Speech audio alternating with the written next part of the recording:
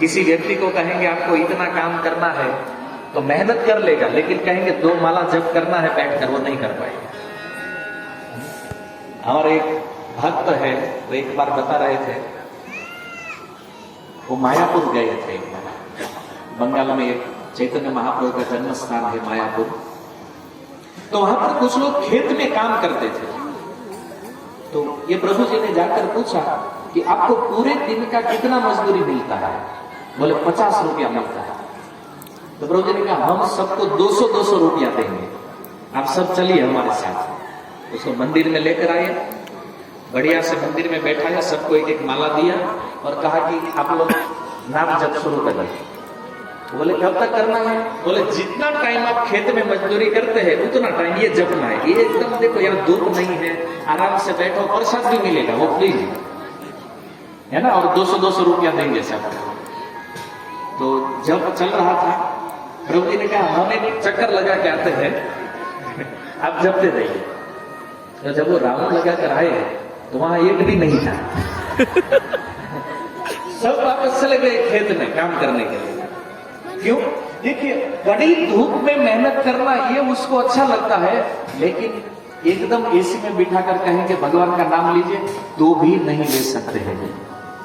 ये शास्त्र में जो दिखाया गया है ना, भगवान का नाम लेने से मुक्ति हो जाएगी, लेकिन ये इतना सरल। कलयुग इसीलिए हंस रहा है कि महाराज आप तो छोड़ रहे हैं, लेकिन मैं किसी को माला पकड़ने दूंगा तब ना, इतना बिजी रखूंगा काम में। इसलिए प्रभुपाद कहते थे कलयुग में सभी जीवों का एक इंटरनेशनल बहाना है, आई एम बिजी। कुछ नहीं करते हैं, घर में बैठे रहेंगे, फिर भी कहेंगे हम बहुत व्यस्त हैं। और मोबाइल के आने से ये झूठ तो और बढ़ गया है ना। अभी किसी को बोलेंगे प्रभु जी कहां, 5 मिनट में आ रहा हूं, तब 1 घंटा लगा देगा आने में। ये सबका अनुभव है आप सब। ये पूरा कलयुग का खेल है भाई, इसको समझना। लेकिन फिर भी इस कलयुग में जो बुद्धिमान जीव थे ये भगवान को पा गए।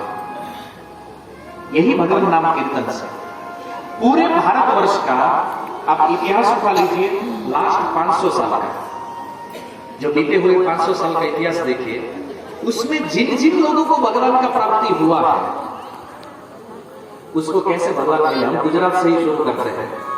हमारे गुजरात में भक्त हुए नरसिंह मेहता, 450 साल हुए। इसको कितनी बार भगवान ने दर्शन दिया है जानते हैं? 52 बार, 52 टाइम्स एक ही जीवन में।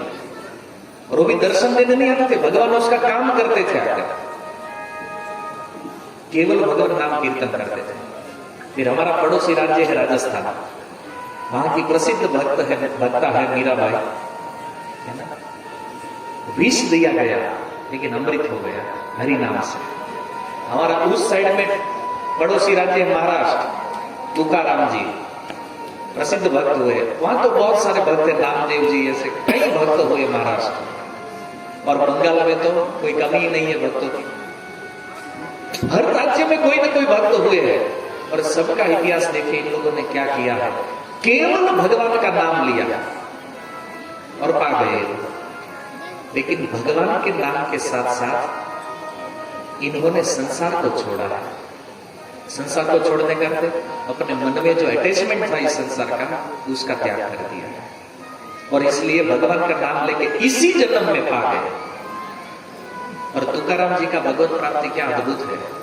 विमान आया था, पूरे गांव के लोग देख रहे थे कि देखो तुकाराम जी को लेने के लिए वैकुंठ से विमान आया है। सबके सामने गए भगवान के धाम।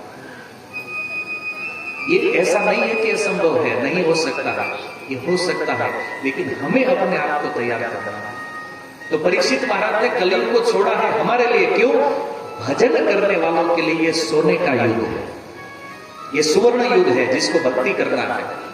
और भागवत के 11 स्कंद में ये भी कहा गया है कि नारायण परायण लोग जो है कलयुग में सबसे ज्यादा होते हैं। कलयुग में जितने भगवान के भक्त हुए हैं ना, उतने और किसी युग में नहीं हुए। आपको गिनना है तो गिनती से इतिहास देख सकते हैं।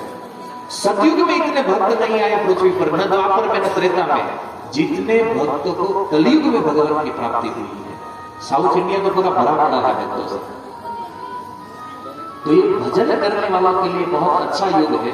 लेकिन जिसको भक्ति नहीं करनी है उन लोगों के लिए बड़ा दुखदायी है। तो आप सोच लीजिए, आपको सुख में जाना है या दुख में जाना है? तो ये पहला उत्तर दिया। दूसरा प्रश्न,